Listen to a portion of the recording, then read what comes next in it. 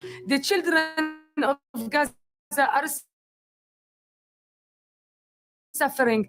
They have no food or medical supply. But you can help. Please open your heart and make a donation by clicking in the link below.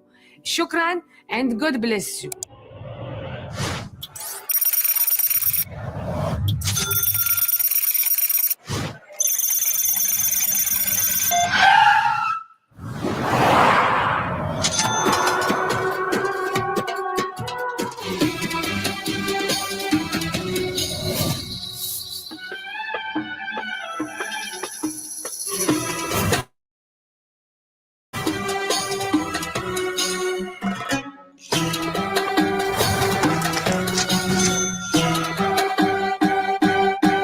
I cannot believe what we are brought on Gaza.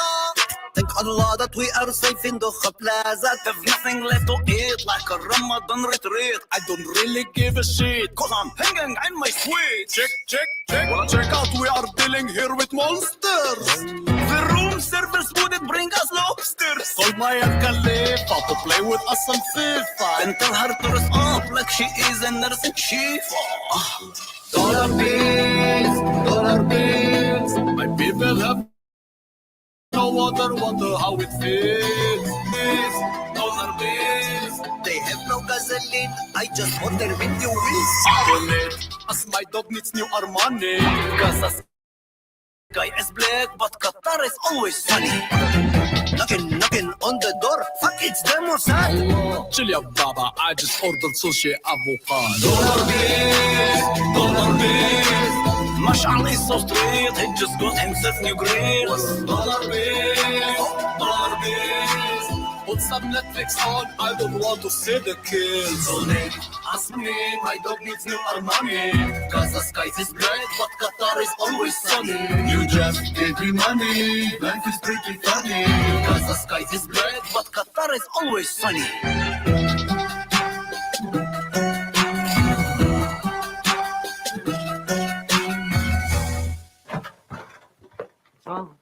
Cry harder. We need more money. People of the world, Welcome to Planchcast, the new change Planchcast. Eclectic, information, creative, artistic channel it's just like me, all over the friggin' place. Like seriously, Legos, DVDs, right? Manga, toys. Oh, and they wearing a mask. Crazy stuff. Look, tell me it. But some serious stuff as well. So today we're going to look at Mansur. I hope I said his name right. I always have a problem with like foreign names, even my own, guys. Like I was talking to a Fijian lady who's fluent in English, right? Fluent. She's been here for maybe about 20 years. And I mean by Fijian, I mean Fijian native, like indigenous to Fiji. Yeah, they have afro hair. But of course, I'm like a fifth generation Indian from Fiji, because my people were brought over to Fiji as workers after the slave, the slave labor thing ended, with Britain putting an end to worldwide slavery of, work for cash. But in some, situations, as we know, it wasn't that great. And so for my people, it wasn't that great as well, because for Indians, they were basically indentured slaves. So it was like 5 years, right? You go in, you do work for 5 years, then you get this, then you can walk away. Of course, if you miss a day, that got added on. Didn't matter if you're sick, didn't matter if there was an accident at work. Well, in the field, you work from like I think it was like 9 to 9, kind of like a 12-hour day, or 5 to 9, I think it was. Sorry, but I did a whole 5-year research on it. So a piece of work called the Pyramid. I actually want to just since talking about that, wasn't even meaning to, but where are we? No, it's not up, so it doesn't matter. Anyway, so I actually did a 5-year study into what happened after slavery ended, right? A lot of people don't understand that just because slavery ended, everybody who were in positions of power didn't just suddenly go and do other work, like overseers and stuff, like foremen of factories or fields. They basically got moved to somewhere else, or those fields got changed into indenture labor after slavery. So you had a lot of Indians, Sri Lankans, was it sort of like the kind of like the Asian communities leave and go into all these other areas. So you'll have like there's Chinese, like just as long as like Indians have been in Fiji, so I have Chinese. So there's this long freaking line of workers that have come in the generations. And so I think a lot of people don't know all this, except the people who live or were raised in the generations, or they were told. I mean, I didn't even know until I was about 35, you know. So after that, I spent 5 years of studying it, and out of that came out a graphic novel. And but a script for a graphic novel. I did the first issue and just haven't gotten back to it because I had an accident, head injury, and so forgot all that things. But I was looking this week. The reason I raised it because just this week I was yesterday actually, to be honest. Shouldn't say that. Just yesterday I was going through trying to get references for my artists, and I found that like one of them were like, oh, this work that I had forgotten, right? There was a whole bunch of them, like, oh, okay, I need to get around to it. But anyway, today we're going to be talking about a whole bunch of stuff to do with Gaza, and that's henceforth why I put that, that clip up. There's a lot of videos that have just come out of Gaza, and one of the latest is this,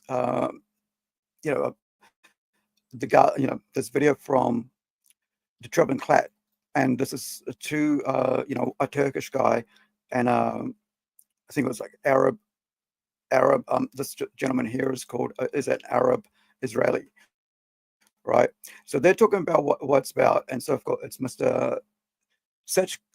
Sachbek Mansur Ashkar, right? So it's Middle Eastern name, right? So dude, he's got big channel. Do check them out. But I want to like play a bit of this because I want you guys to get, as usual, like I say, I don't want to like just play the entire video because I want you guys to see it for yourself. But like I mentioned the other day, that there is this is the link there in the chat for it. So there is there's like hours and hours of videos that came out recently about and I'll go here because so you can see the subtitles. Sadly, it's on that one it's going to be smaller when you see it, but the response. So there's a video that was released with people just coming out of Gaza in droves, like a caravan riot, like just a whole lot of people coming out. And then like there's a guy there just with a mic, and he's and people just walk up to him. Nobody asks him to, he's not reaching out. He's just sitting with the mic, and people just come up. And these are Gazans who've been living, and who've been living under a double whammy terrorist regime for ages, right? And so now they're finally able to speak and let what they really feel out, because they haven't been able to. So it's quite interesting. And I didn't want to play that video. I wanted to play people who understood the language, so that it's not sort of like it kind of feels dead end, but it's actually people of that language being able to speak. So yeah, let's and then I'll come back and I will talk about Masab. So let me just turn this one up so you can hear it loud enough. Here we go. And this is of course the Traveling Clat. And I might want to give a message just in Arabic, a short one. علموهن يحبوا الحياة، علموهن يحبوا اليهود. هذا يمكن تفكروه هذا مجنون، بس علموهن عن جد يحبوا اليهود. Your tax money, your tax dollars for the last year has been sent to these people to feed them. And because of the administration, all these Western governments want Israel to capitulate into the demands of terrorists. This is the product of what you end up with. What's up, friends? Hamas has officially broken Gazan civilians down. People are surrendering left and right, and the morale in the Gaza Strip is pretty much diminishing. The morale of resistance, that is. I've brought in an Israeli Arab friend of mine named Mansur Ashkar to help us investigate what is going on the ground. Let's have a look. This is the video from N12 News here in Israel. A reporter went into Gaza and was interviewing a caravan of Gazans fleeing from the war. Let's take a look. السلام عليكم حجة. الله يرضى عليك. شو الوضع جوا؟ تفضلي. الوضع كله سيء يا بني، حسبي الله على شلشطونا وقتلونا في دورنا. ومين قتلوكم؟ حماس. حماس قتلوكم؟ حماس اللي قتلت. All right, right off the bat. That's right different. off the bat, you know, that is different. But I don't know if you remember when I first started speaking, one of my first videos, I came and I said that the next few days, the more that Israel dismantled Hamas and the more that Hamas start losing its grip of torture and oppression over the Gazans, you'll start hearing more voices like that. And we've been hearing, and this is, I think, the peak. Yeah. Like this one here is the peak of people started feeling that Hamas is being destroyed. And now finally they can come and start speaking about what they've done to them. Yeah, it's pretty interesting to see an Israeli reporter, and they know that he's an Israeli reporter, coming in and asking that question point blank and getting a point blank answer with confidence. Like that sense of morality, I think, is starting to diminish. It's a morality and it's security. They're feeling safer being among Israelis because Israelis are the only ones that will protect them from Hamas, which is crazy. Think about it. You know, let that sink. Israel is the only one that will protect Palestinians from Hamas, while everybody in the world is supporting Hamas, who's oppressing the Palestinians. And you know that it's mind blowing, especially now. You know, we can talk about it later. Now that they released the thousands of hours of videos of Hamas torturing its own people, you know, it just shows you what Hamas is to these people. And now that they're feeling safe in the hands of Israel, they kind of feel safe. Thank you. We can tell you freely what's happening. Yeah, let's dive deeper into this because it's just wow. We just were 18 seconds in. حماس اللي صوابتني وقتلتنا. حماس مسؤول عن كل اللي بنشوفها هنا. كل اللي هي دمار. Saying they're responsible for everything. شو؟ حسبي الله عليها حماس. ينتقم منها حماس. دمرونا. دمروا أطفالنا. She even started speaking without him asking. Yeah. I think at some point in this video, I reviewed it yesterday. He said, like, I've never had people come up to me to tell me ever. And I mean, these Gazans know that he is Israeli. He is the enemy, quote unquote. They know that he is from Israel. Yeah. So yeah, this is absolutely mind blowing.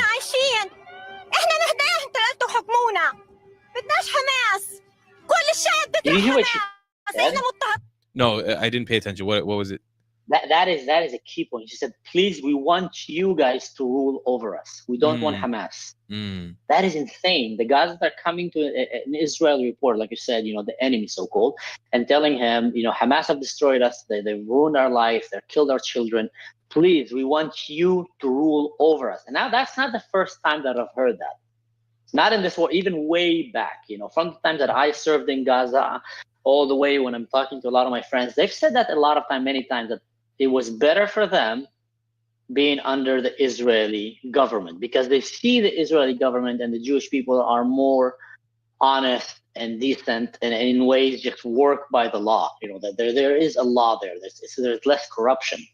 More morality. I've heard that like traveling around the West Bank, Judea, Samaria, being in places like Nablus and Ramallah and speaking to Palestinians on the ground there, a lot of times they just can't publicly say it. They don't want to live under Palestinian governance because they're scared of how, you know, you see how Hamas rules with an iron fist, but like a stupid iron fist where they're like just mass murderers. Yeah, also, you don't need to be a rocket science to know that Israel is living on a Western values of humanity and morality, which is, you know, light years away from the morality of the average Muslim world when it comes to human rights, children rights, women rights, and etc. So a lot of time when they get encountered with that, they see how women are treated, you know, in the Western world, in Israel. They see how gay people are treated. see how children are treated, how many rules are to protect children. If I will tell you the amount of stories of hideous, crazy stuff that I've seen children being abused in the Palestinian territory, it's insane. I've seen children who are chained. I've seen Down syndrome children who are literally chained with a lock.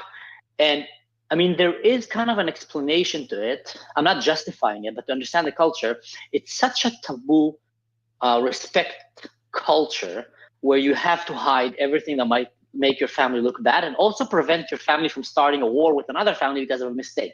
If you have a Down syndrome child or an autistic kid, what happened if he's like 16, 17, full puberty, and he just runs and enters the house of the neighboring family and neighboring tribe and see one of the girls naked, it's like making sounds. I'm not trying to laugh at them, but that's kind of how it will be perceived. The father of that family is probably going to shoot him and kill him. Wow. And if not, if he runs away, then they're going to come and demand that he be killed, and it's going to start a war between families. So a lot of time to prevent that, the way they treat autism, the way they treat, disabled children, is they chain them. And I've seen that. We actually had to, there was a video surfacing now of a kid chained in Lebanon, where he's begging the people to free him. He's telling, please go away because my father might come. And these guys who came to rescue him says, let him come. So the level of morality is completely different ballgame. And the moment that people in that world get exposed to the morality of the West, Europe, I don't know what, it shocks them, overwhelms them. Sometimes they even get a little bit kind of too crazy, like it's too much freedom, and they do weird go stuff, off the other end. Yeah. Crazy. They go on the other hand. This is really mind-blowing journalism here from the Israeli side. ليش ما بنسمع صوتكم برا؟ ليش؟ بنموت لو احنا طلعنا، لو حكينا اي كلمه بقتلونا. انتم مش عارفين الشعب غلبان. So here they're owning up to what a lot of Western media. I even had doubts in this. Actually, something I want to ask you about, like what you think about. But like they're saying we'll be killed by Hamas just because we're talking to you, just because we're just if we own up, if we say anything against them. The journalist talks about this at the end, but like I have a hard time, right, as an Israeli who saw how many Palestinians in Gaza celebrated October 7th and celebrated the resistance and the rocket firing. I have a hard time even taking this as genuine. I got to be honest with you. I could see the desperation, but I even then have a hard time taking it as genuine. Do you buy into it?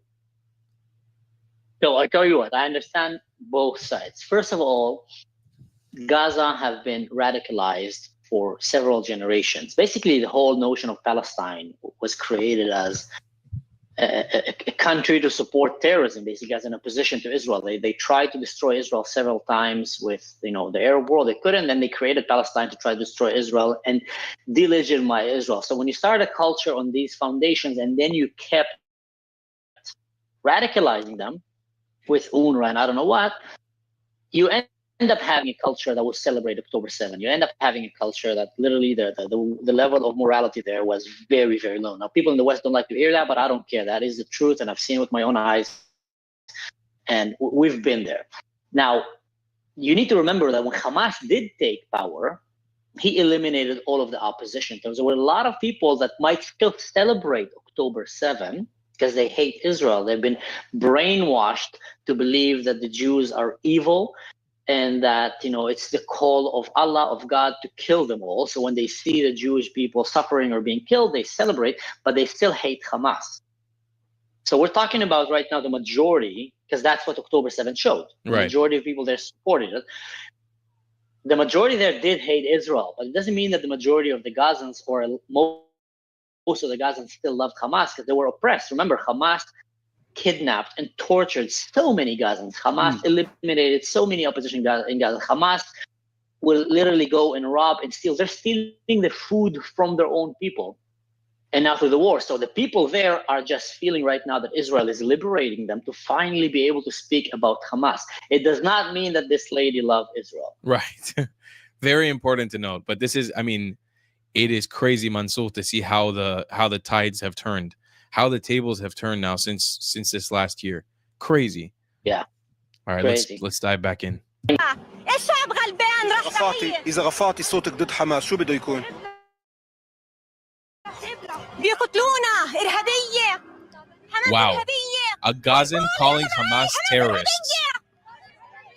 crazy. Isn't it interesting? Like Gazans are calling Hamas terrorists, yet white liberals guilt-ridden with the whole I actually found out the word I was looking for, the noble savage mentality, where all brown people, all Asians, or anyone that's not white are noble.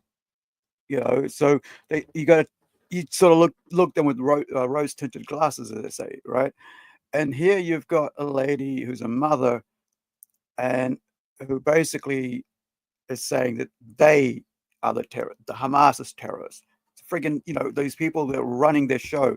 Of course, there's Hezbollah, right? Bombing them out of, torturing them and, treating them like cannon fodder, right? Because they're like they are the, Gazans are basically cannon fodder, right? They are the cannon fodder in this thing, and they're good for everything, and as a buffer for UN and for Iran and all the terrorist groups and all the self-hating white people, liberal, emotional, mercy feeling people with no sort of like, hey, can we look at this pragmatically? What is really happening to these people? Oh no, it's all about emotion. It's all about,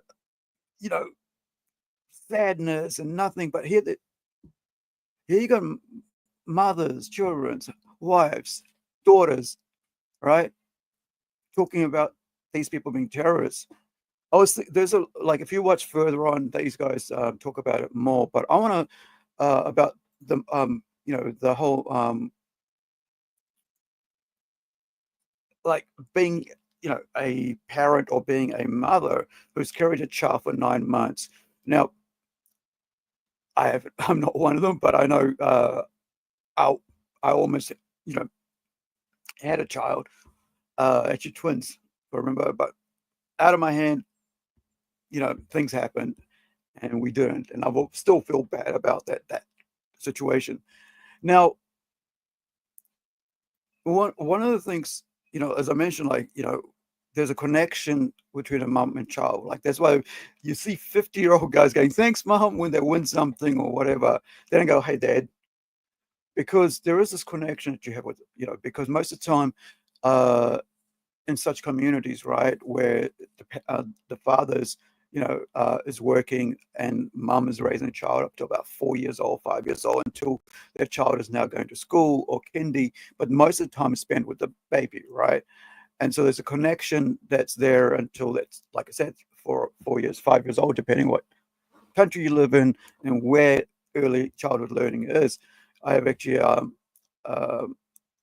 sister-in-law who's actually an early childhood educator. And that time of nursing, that time of just constant care, is something unique, right? I mean, that's something, and then after that, after 5, they're out in the world, and then you sort of have the world kind of providing whatever else they need, like a village, right? Raising a child. I was thinking about that, and this popped into my head. So this is a book by Sherri Tepper, right? The Gate to Woman's Country. Should go that way. Nope. Right? It's a Gate to Woman's Country. And it's written friggin' in the 70s, if I remember right. And sci-fi book. And let me see, when's the original printing? First published and print by, I thought it was, 1989. Is it maybe not that old? I always thought this one was really old. It was suggested to be my American media studies tutor when I was doing my film school, right? My degree in filmmaking, digital filmmaking. I should say that because the film is film, they're wound up, but they're digital, so everything's on computer, right? Digitized. So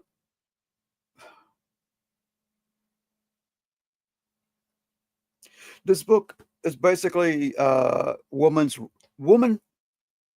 divide. There's a bridge between woman and man, and there's a war going on, right? And it's been a while, so if you'll forgive me, it's been like about 2 decades since I've read it. And I only recently got this back. I gave it, I lent it out to a friend of mine, a female friend of mine. And it was just only months ago I got it back because she's like, I've got your book. I go, oh, did you? Which one? Because I don't lend out books anymore that much because some of a really cool book I lent out, I've never gotten it back. And I've been like, and I've gone to a point where I just don't lend out. And usually if I'll just go, hey, look, here's a link, you can read it, digital or whatever. But I really don't like lending out books because this was cool because, it was looked after and, and all that, but it was just a paperback. So I bought it back in about 2005 or 6, and I read this. And here's what the book's about, right? So the Gate to Women's Country. Women rule in women's country. Women live apart from man, sheltering the remains of civilization. They have cut themselves off with walls and by ordinance from marauding males. Right, so there is all these other groups of males will try to get in there, right? So there's they've cut themselves off. It's like protection. It's like basically a wall around, like a castle wall type thing. Waging wars all men are good for, right? So it's a really feminist book, but there are some amazing things to think about, which is what for me it's kind of really made me anti-war, but also pragmatic about things, that sometimes you just have to wipe out evil. You cannot let evil exist. That's like saying that, we shouldn't have law, right, and order because some people are evil. No, you need law and order. Law and order is very important. And without law and order, we wouldn't be where we are in this world because it'll be just savagery and people will be just was it like might wins out, right? Might over weak. And so, only the powerful rule, which is what communism is, right? Which is Marxism is. So I love the whole capitalism, democratic, Greek-based cultures. And the West is that, right? And it's not always good, but it is the perfect thing that we have that's working for all of us, right? Democracy. People who complain about democracy or capitalism have never lived in a place without democracy or capitalism. So, continuing with this book, blurb on the back: men are allowed to fight their barbaric battles amongst themselves, garrison against garrison, but all the secrets of civilization are strictly the possession of women. Naturally, there are men who want to know what the women know, and when Stavia meets Shannon, the battle of the sexes begins all over again. So yeah, this is a really good book to think about if you really want to think about, read if you really want to think about another perspective. Like people go are you a male feminist? No, I'm not a male feminist. I'm a male, right? And so only a woman can be feminist because but neither am I a chauvinist, right? But the thing is, everybody should research, everybody should understand other people's perspective, but in so doing, but also not kind of like willy-nilly accept it all. You got to weigh it up and take on board what's good and leave out what's bad. Like I said, not every savage is noble. Not every person is noble from a culture, because some people, as we learned with Islamists, that there's amazing people around the world who are Muslim who just want to go do their thing and live their lives in peace. Yet amongst them, just like anything else, but predominantly in Islam, they're the ones who are out there, causing all the destructions, who have a death cult mentality, who are willing to be martyrs because they think they'll go into paradise. That's a weird freaking thing to have in your mind. Being propagandized to think like, hey, well, if you die, you'll go to heaven and you'll be blessed. You'll have your virgins. It's quite sad, to be indoctrinating from childhood like that. So, so I highly recommend reading this book by Sherri, Gate to Women's Country by Sherri Tepper. Right, really interesting. There's a lot she's read. wrote a whole bunch more. And like I said, it was recommended to me by a I think it was a woman's. It was part of like the woman's education thing or something, like women's lib. Not women's lib, but like the feminist kind of perspective kind of thing. And I'm really thankful for that, because I think that's a problem, is that a lot of people don't want to understand that side. But also there are those who are crazy. Like the fourth wave Fems are very crazy. I mean, like you saw recently, if you really think, there's all over X, right? All over X right now, there's people shaving off their heads, putting on blue beads. And I'm talking about, female feminine, like hardcore, leftists are basically doing that to show that, like, hey, we're not going to have sex with males. We're not going to do this for 2028. And so here's just, since I'm just on that perspective, I want to read out a little thing I put out on Twitter, on X, right? And also, let me bring this up. Here we go. So I put this out, and because when I saw the image, I said, like, well, this is not a bad thing if they don't want to do that, right? If they don't want to have sex, because here's the thing, why is this a bad thing, right? You're gonna have less abortions. You're gonna have 1, 2. You're gonna have less STDs. 3, less solo parents. So you're just not gonna have like solo family homes. Which kind of, in a way, like, and not only just one child, but the whole daddy baby mentality. You got 5 kids, 6 kids in the house that you can't actually afford, to provide for. So now it's reliance on government. And of course, you want to look after them, because, people always complain with the far right saying, or the conservatives saying, like, you got to have the baby, and they don't provide for that. But yeah, they do. It's called government, it's called social services. Like there's funding for that, for them. But here's the thing, just running around willy-nilly and sleeping with everybody and then having their baby and not being able to provide them what they need, right? Food, shelter, clothing, education, yourself, I'm talking about, not anybody else, but yourself, right? Because if you've got 3 kids, every 9 months you're popping out somebody new, that's holding you back from being educated, from working, from learning something new, from being productive in society. It's like basically tune in, tune out, right? Kind of thing. With the 70s, it was like, get drugged up and that's it. And I, for me personally, it happened with me because I went into this deep depression after, so I had traumas and stuff like that, and then I had to close down my business. The one thing that I was really thinking was either close it down or go into debt, right, or go bankrupt. And so I spent 2 years basically just, might have been actually, yeah, it was 2 and a bit years, just in depression. I call it my blue period, right? It's the easy way to say it, but I was very depressed. Whenever the moment of, because in that time I've always thought about self-deletion because of that situation. And every moment I felt like a thought came in like that, which is like every other day, I'll just take a pill, like an upper. And I do not recommend it because that messes with your head. And I'm so grateful because one of my doctors who was looking after me basically said, let's put you onto something else. This is not, you've been like this for a couple of years now. It's not doing anything to you, for you. And, and then, man, it just changed my whole outlook. But not only that, I had to, even though I got off that, and that's like pharmaceuticals, right? It's not over the counter, but chemist, legit medicine, but not good for me. And I was like, it's not a way to really live, sort of in that situation, because there's nothing positive in it.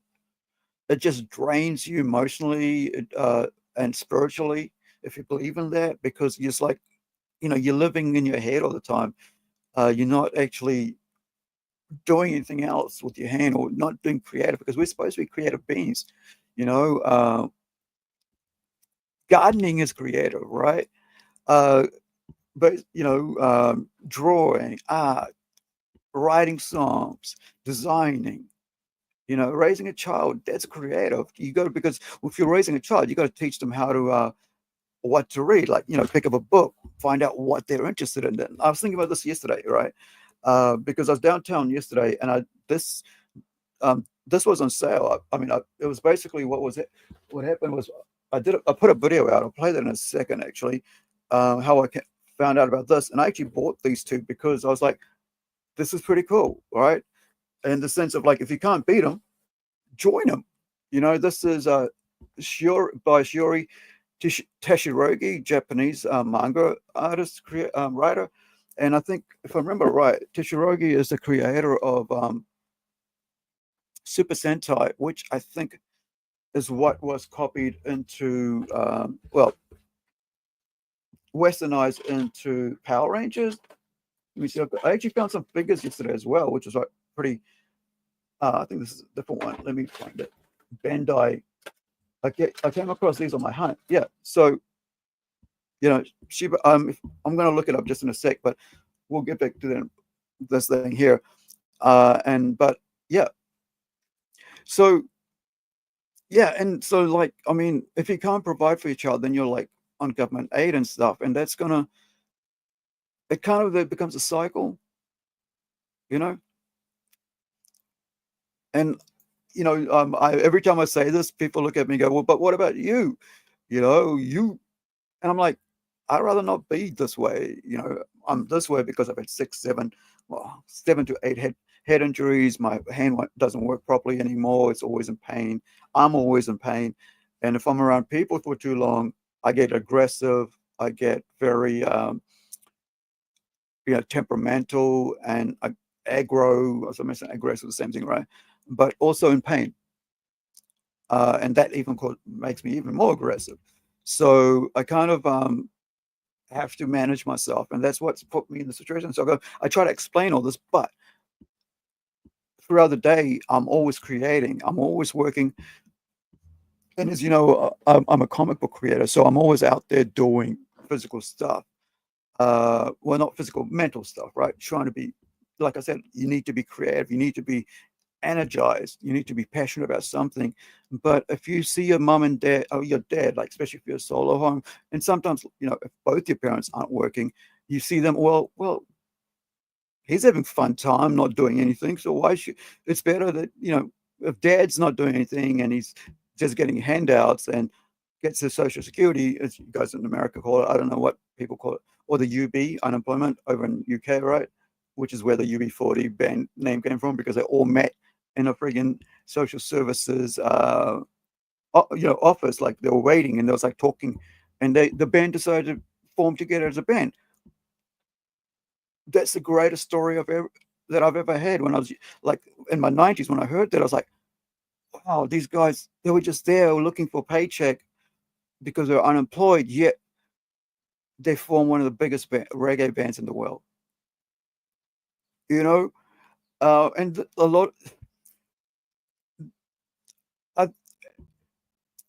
I think a lot of us, have that in us, but because we're caught up in the whole, let's take the easy way out, let's game all day, let's not, get together, find someone who's just as talented as us, let's figure out something, let's go learn a new talent, because I'm someone who's like really eclectic. So I try to learn new skills all the time, or try out something new all the time, because I get bored very easily, because that's my mentality. I'm like, because it's just something that I think is basically because of the hand injuries. I get tired quickly of some stuff, but also, it helps me, like, change from things to things and then go back, right? So that because it gets rid of the boredom because of that. By the fact I can go from one thing to the other and then go back, in the meantime, you're not bored. And that means, like, you're not like, you still have a passion for things. And I think when, if you're like gaming all day, or I mean, and that unless you're doing that as a work, you can't really, or get some sort of financial situation that helps you out of just being a gamer, right? Or right, like I remember 5 years ago, people, for the first time I didn't even learn, because when I started YouTubing in 2008, but I just left it until like only a couple of years back. Like 2018 was when I came back, back out. So that's like 11 years that I could have been YouTubing, and a channel, but didn't. And so in 2018, I was at had a stall at a convention here, and a young kid said to me, "Yeah, man, like, I mean, gaming, I've got a channel, I get paid out, I get, subscribers and all that. What, you get money on making, I mean, not that I care personally, right, about that, but like, I said, you do?" It's like, yeah, because, it's a young kid, about 12 years old. And I'm going, really? Because it was a gaming convention, right? And so it was called Itchy Trigger Finger. And that was in 2019 or 2018, end of 2018, I think. And so, I was like blown away that this kid took what he loved and was able to do something financial out of him. And so he could, and a lot of people do that. And all kudos to you, right? Because at the end of the day, you don't want to just be stuck doing something and never getting anything out of it to further your life, right? If you're creating something, if you're making something, you should get something back for it in return. I know some people, when you're working, you don't really care because you've got to find it's coming. But if you're not, right, and you're stuck there, well, it's not a good thing. So anyway, so that was number, and so the other one was like, because at the moment, what happens is like solo parenting. A lot of females are basically, if you watch the celebs, right, they turn little boys into girls, like basically dressing them up, and that's basically grooming. As a child, you're always doing that, right? You're dressing up, you're playing doctor, you're playing nurse. You're like, okay, today I'm going to be the witch. All right, that's just for fun.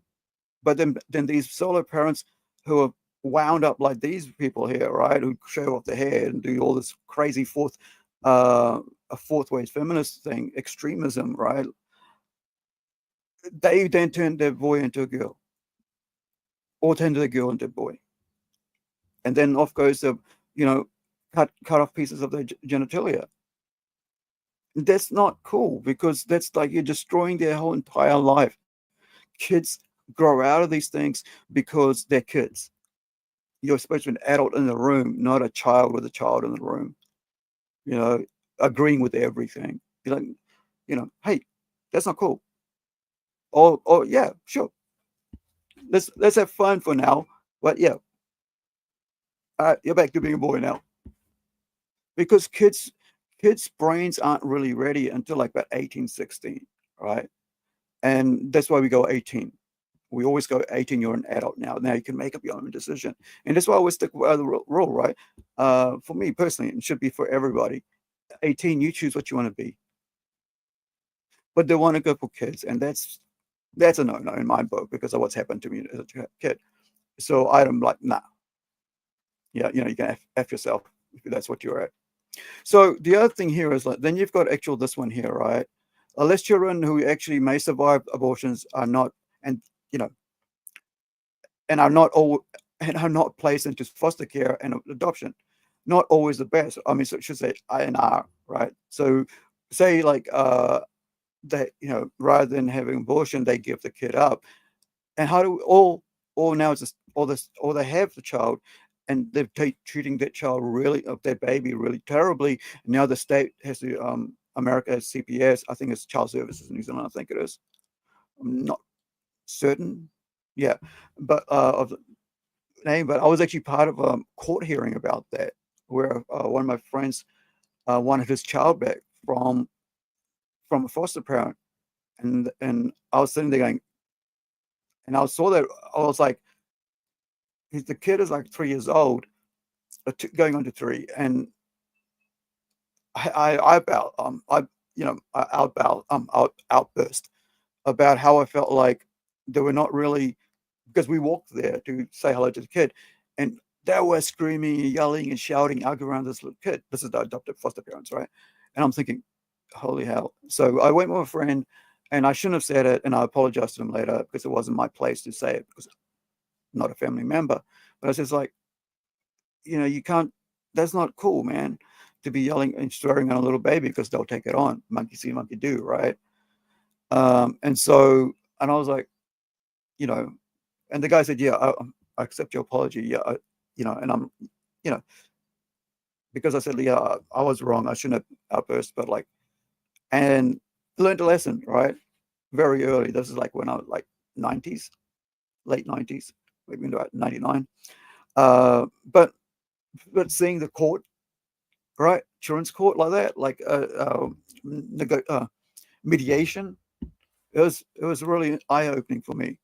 I was like, because it was like the separation of family, and then like because of that, the third child was, put into care, government, ordained care, and it's there's so much horrific stories out there.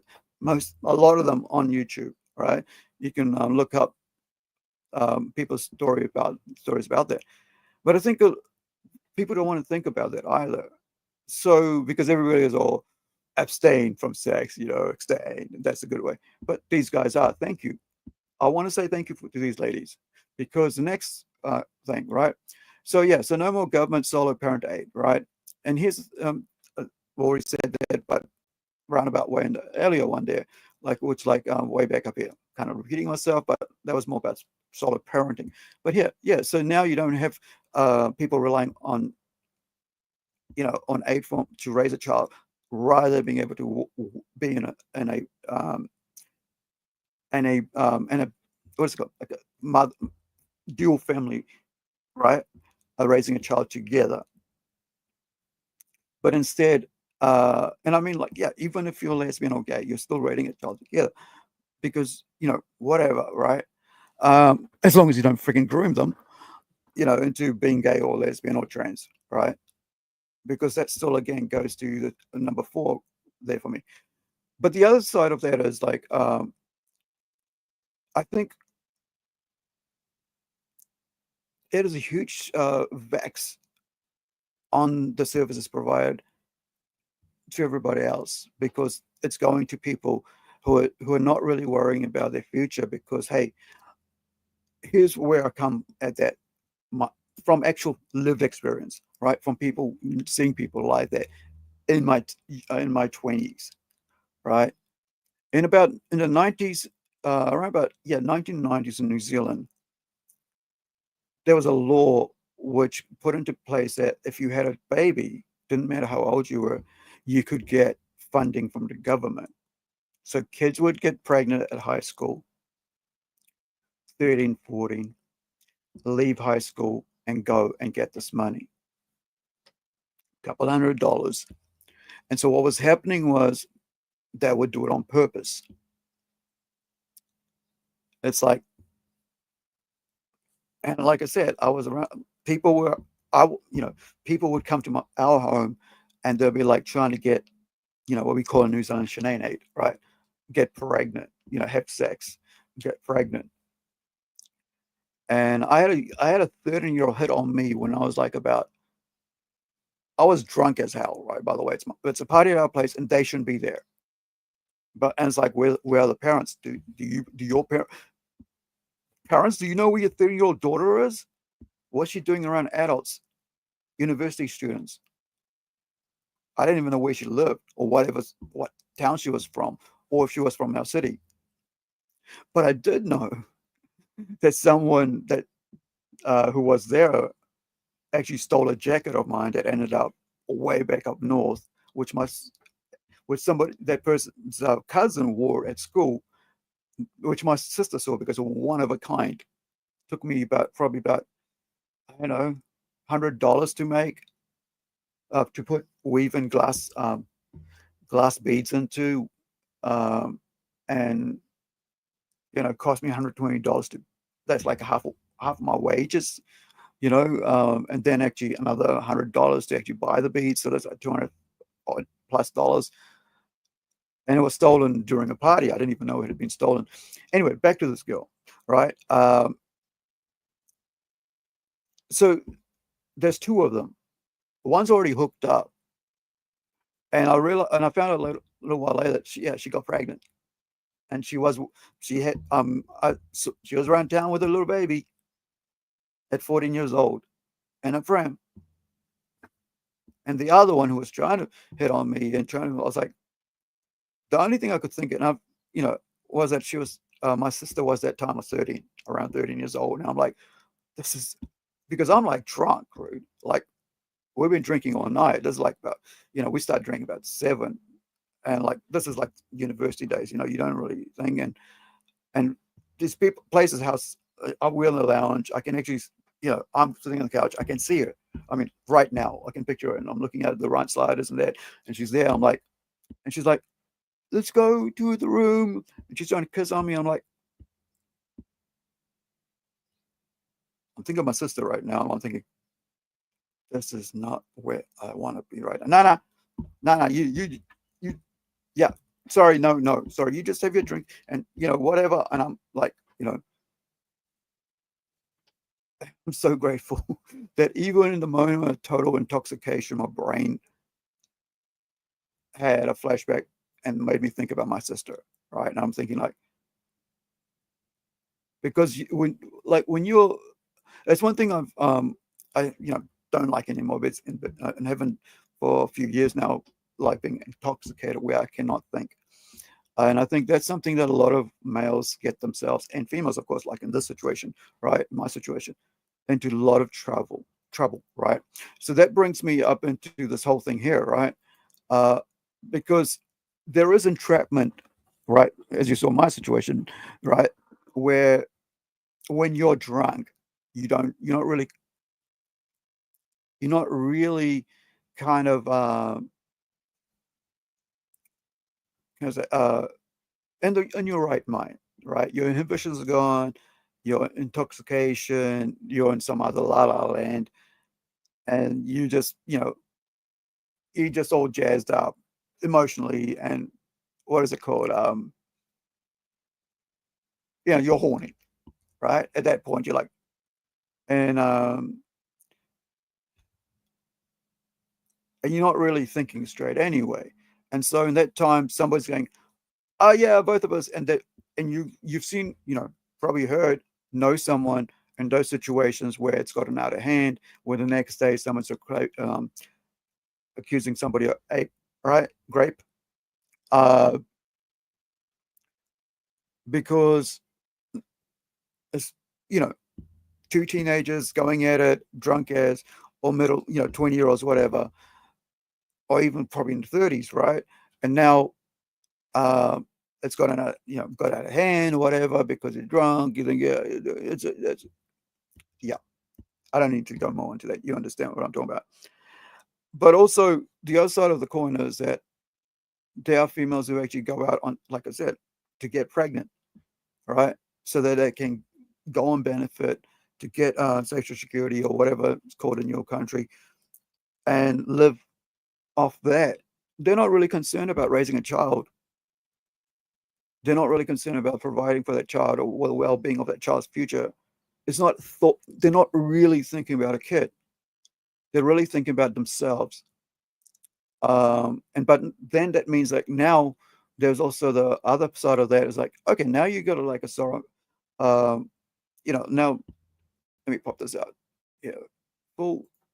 Right. So now, not only that, now you're thinking about how,